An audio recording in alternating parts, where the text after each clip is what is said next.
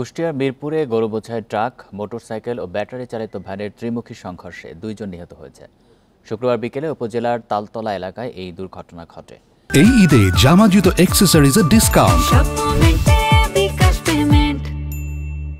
Police জানিয়েছে, মেহেরপুর থেকে ছেড়ে কুষ্টিয়াগামী একটি গরু বোঝাই ট্রাকের সঙ্গে মোটরসাইকেল ও ব্যাটারি চালিত ভ্যানের ত্রিমুখী সংঘর্ষ হলে ট্রাকটি সড়কের ওপরে নিয়ন্ত্রণ হারিয়ে উল্টে যায়।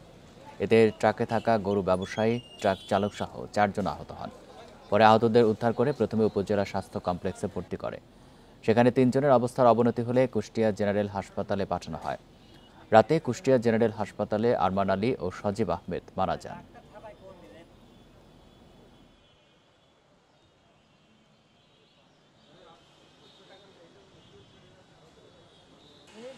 সারা চলে গেছে কালো